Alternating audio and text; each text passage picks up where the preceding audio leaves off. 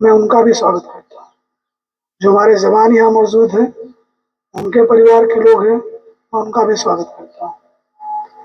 और जो photo journalist हैं और कैमरामैन हैं, उनका भी यहाँ आने पर आभार व्यक्त करता हूँ।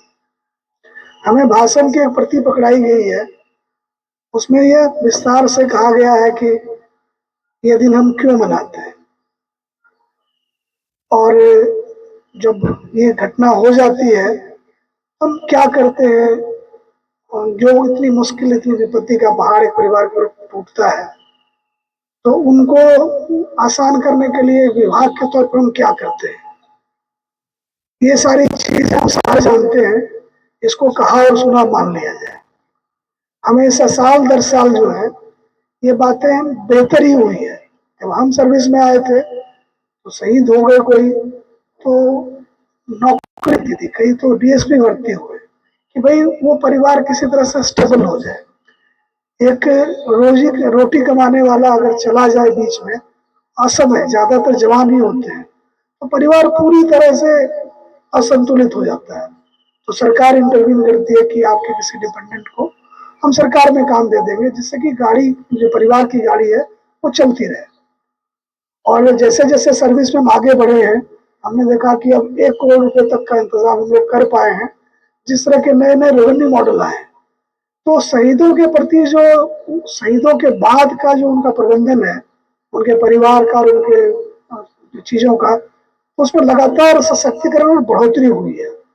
और हम आदमी तो वापस नहीं कर सकते, लेकिन जितना जितना डिसरप्शन कम हो उतनी कोशिश हम करते हैं। और हमें पूरा विश्वास है कि आने वाले समय में भी बच्चे से परिवार के आर्थिक साधनों में, बच्चों की पढ़ाई में, उस सारी चीजों में, सामाजिक सहयोग में वो अकेला महसूस ना करें, उस सारी व्यवस्थाओं में और सुदृढ़ीकरण होगा। अब प्रश्न ये है कि आखिर शहादत को इतना बड़ा हम क्यों मानते हैं और इसके लिए हम इतना क्यों एकजुट होते हैं। तो अगर हम देखें तो हम जंगल और सभ्यता के बीच में हम खड़े हैं कि सब प्रकृति है वो हिंसा को और जो छलावा को अप्रूव करती है, जिसकी लाठी उसकी भैंस है। तो हम लोगों ने अपनी कल्पनाशीलता का उपयोग करके एक सभ्यता का निर्माण किया। इसमें शेर और बकरी एक ही घाट में पानी पिएंगे, और शेर को अपनी ताकत का गुमान नहीं और बकरी को अपनी ताकत का मलाल नहीं होना चाहिए। लेकिन शेर तो अपना जनसेवा में जुट गए प्रजातंत्र में। जो भेड़िए हैं, लोमड़ी हैं, सियार हैं, उनकी जाति नहीं सुनते, वो जानवर के जानवर है। तो उन जानवरों को ठीक करने के लिए सरकार को पुलिस बनानी पड़ी। अगर खुद ही मान जाए लोग कि भाई अपना कमाओ खाओ, दूसरों को भी जीने दो, तो सरकार को 10,000 करोड़ रुपए जो पुलिस पर लगाना पड़ता है, वो शिक्षा पर लगा पाए, वो चिकित्सा पर लगा पाए, लेकिन ये नहीं मानते। और ये फिर लोगों में, मुझे समझ में नहीं आता है, अगर इनके हाथ हमें लुटना पिटना ही था तो आजादी के लिए क्यों लड़े। मुझे बहुत इस बात को लेकर रंज है कि ये देशद्रोही है, गद्दार है, कायर है, गीदड़ों की तरह भागते हैं इधर उधर, छिपकर एक दिन कुत्ते की तरह मर जाते हैं। तो जो लोग हिंसा को अपने तरक्की का जरिया मानते हैं, उसको समाज का हम दुश्मन मानते हैं। और उनसे जो लड़ाई होगी तो वो कोई बातचीत की लड़ाई नहीं होती है, उनसे लड़ाई गोली बंदूक की होती है। तो हमें वो लोग चाहिए जो इस लड़ाई के लिए तैयार हो।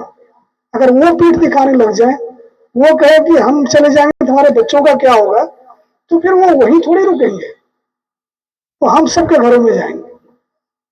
इन जो अपराधिक प्रवृत्ति के व्यक्ति हैं, ये मानसिक रोगी है, इनमें दया नहीं होती है कि इतने में मान जाएंगे। लायन किंग सिनेमा आया था, उसमें हाइना का इलाका था, तो लायन किंग कहा करता था अपने जो उसका बच्चा था कि उधर नहीं जाना, उस इलाके में हाइना रहता है। तो हाइना क्या करता है, तो जितना जरूरी है उतना नहीं चलेगा, पूरा जंगल ही सड़ जाएगा, उसके भूख की कोई लिमिट ही नहीं है। ये जो मानसिक रोगी और अपराधिक प्रवृत्ति के लोग हैं, इनको जरूरत के हिसाब से नहीं चाहिए, इनकी मर्जी है, इनको लोगों से बदतमीजी करने का, लोगों की कमाई को लूटने का, धमकाने का, मारने का शौक है। ये जंगली है, जानवर है, इनका शहर में आ जाना हम लोगों के हक में नहीं है। तो हमने अपनी फोर्स को कहा है कि आपने जितने क्राइम यूनिट में लोग लगा रखे हैं आप इनको बाहर निकालें, जितनी गाड़ियां लगा रखी है, क्राइम यूनिट लगा रखा है, और आपका मुकाबला इन लोगों से होना चाहिए जहां शहरों में घुसा है, गांव में घुसा है। और हम इस बात के बिल्कुल खिलाफ हैं कि हम किसी का जान का हानि नहीं चाहते, लेकिन हम पर एक गोली चलेगी, हम 100 गोली चलाएंगे। मैंने साफ अपनी पुलिस फोर्स को कहा है, आप मर के मत आना, आपको अपने प्राण रक्षा का अधिकार मिला हुआ है, अपने प्राण का, दूसरे के प्राण का, अपने संपत्ति का, दूसरे की संपत्ति का। कानून में प्रावधान है कि अगर कोई बलपूर्वक आपको इस तरह से करने की कोशिश करे तो अपनी रक्षा में आप बल का इस्तेमाल कर सकते हैं, आपको इम्यूनिटी है। हम कानून से चलने वाले लोग हैं, लेकिन हमारी मंशा बिल्कुल स्पष्ट है, जैसे को तैसा। तो मैं जो शहीद हुए हैं, जिनका नाम इन्होंने पढ़ा है, मैं उन सब के प्रति श्रद्धांजलि अर्पित करता हूं और मैं समझ सकता हूं उनकी पीड़ा को। हम में से ऐसा कोई यहाँ नहीं है जिसके घर में अकाल मृत्यु नहीं हुई है। तो जो एक माहौल होता है, सालों लग जाते हैं उसको रिपेयर करने में, आने में। तो ये जो नाम था, इसके पीछे 100 50 आदमी और जो थे, सालों साल पीड़ित रहे। इलाके में निराशा फैली, जब पुलिस नहीं सुरक्षित है तो हमारा क्या होगा। तो ये हुई है, इसके बड़े दूर दूर तक परिणाम गए हैं। तो मैं उनके परिवार के प्रति और जो शहीद हुए हैं उनके प्रति गहरी संवेदना व्यक्त करता हूँ।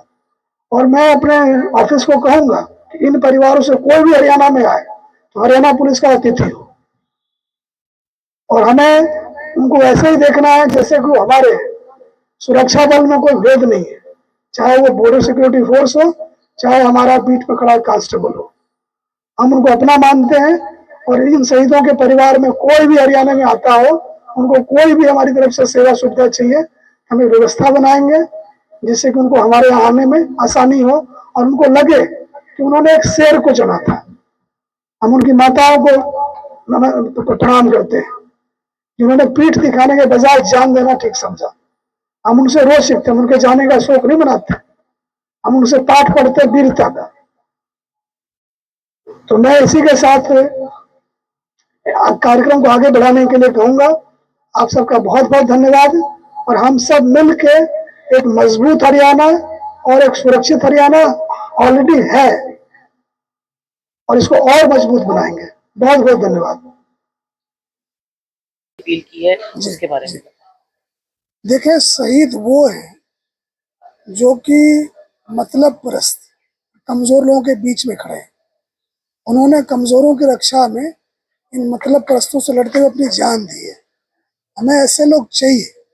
अगर आगे भी लोग जब मुकाबला हो पीठ ना दिखाएं, लड़ मरे, तो जो लड़ मरे हैं हमें उनके प्रति सम्मान का भाव रखना चाहिए, और जो उनके परिवार हैं उनका ख्याल रखना चाहिए। उनको ये ना लगे कि हमारे तो सिरमौर ने अपना जान दे दिया और देश को हमारी परवाह ही नहीं है, तो वो नहीं होना चाहिए। तो हम जिले जिले में इस तरह के कार्यक्रम हो रहे हैं। मैं जनता से, हरियाणा के वासियों से अपील करूंगा कि ये एक औसत पुलिसकर्मी 24 घंटे में 15-16 घंटे ड्यूटी नहीं करता, जान पर खेलता। तो हम सबसे अपील करते हैं, जहाँ कहीं है, घर हो, दफ्तर हो, बाजार हो, सड़क हो, गाड़ी हो, 2 मिनट का मौन रखें, अपना वीडियो बनाएं। हमें पता चलना चाहिए हमारे जवानों को, जिनके लिए वो जान दे रहे हैं उनको उनकी चिंता है। तो hashtag we love our police करके डालें, जिससे कि इंटरनेट के माध्यम से सारी दुनिया देखे कि लोग अपने जवानों की कदर करते हैं। हमारे जवानों को लगे कि जिनके लिए हम इतना दिन रात अपना जान अड़ाए घूमते हैं, उनको हमारी परवाह है। जी, हाल ही में जैसे 2 अफसरों को हमारे प्रदेश ने खोया है। पुलिस बल का जो मनोबल कहीं ना कहीं उससे टूटा था। आपने पदभार संभाला है, क्या कुछ कहना चाहेंगे, क्योंकि बहुत जरूरत है इस वक्त। देखिए, आज के दिन में 2 दुनिया है, एक सोशल मीडिया पर, एक असली दुनिया। असली दुनिया में कोई दिक्कत नहीं थी, जो कुछ हो रहा था सोशल मीडिया पर हो रहा था। मुझे इस बात का बहुत दुख है, हमारे 2 साथी जिनके सामने वर्षों थे, 20-20, 25-25 साल अभी वो देश की सेवा करते, जनता की सेवा करते, नहीं रहे। उसके बाद भी एक ट्रैफिक के ऊपर हमारा KSI मारा गया। ये हम पुलिस बल है, पुलिस फोर्स है, हमारी लड़ाई चलती रहती है। आना जाना लगा रहेगा, मनोबल कहाँ से टूटेगा? क्या हम आप हमारे भरोसे बैठे हैं? क्या हमारे पास ये विकल्प है कि मनोबल तोड़ के बैठ जाए? कोई मनोबल नहीं टूटा, कुछ नहीं हुआ है। एक सोशल मीडिया की दुनिया है, उनका एक व्यापार है, वो लोगों को डराते रहते हैं। जैसे कि आप देखते रहो, जितना आप देखते हो उतना अटेंशन मिलता है, उतना आई बॉल है, उतने पैसे अमेरिका जाते हैं। ये जो मनोबल टूटने की बात है, ये हम सोचते हैं कि एक क्या कहते हैं, देशद्रोह जैसी बात कहने की होगी। कैसे पुलिस का मनोबल टूट सकता है? आप जाए सीरिया, आप जाए लीबिया, जाए काबुल, पुलिस का मनोबल टूटा, वहां टूटा, वहां देखिए। तो सर आपने अपराध और अपराधियों पर भी बात की है जी। कि अगर आगे से गोली चलेगी तो हम भी गोली चलाएंगे, किस तरह से ये कोई पहली बात थोड़ी है, करने की अब बात पहली बात थोड़ी है। अब आईपीसी और नए कानून में देखें कि हर आदमी को इस बात का अधिकार है कि अपने प्राण और संपत्ति की रक्षा के लिए, दूसरे के प्राण और रक्षा के लिए जान भी ले सकता है। तो हम जो दूसरों के जान की रक्षा के लिए घूम रहे हैं, और हमारा मुकाबला उन लोगों से है जिनको सभ्यता पसंद नहीं है, उनको लूटने पाटने तंग करने के लिए आदमी चाहिए, और इस काम के लिए किसी हद तक जाने को तैयार है। हम कानून को मानने वाले लोग हैं, सारे हमारे नागरिक हैं, सब बराबर है। जब तक हम पर हमला नहीं, हम पर हमला करेंगे, हम जवाबी हमला करेंगे, हम ईंट का जवाब पत्थर से देंगे। Thank you sir.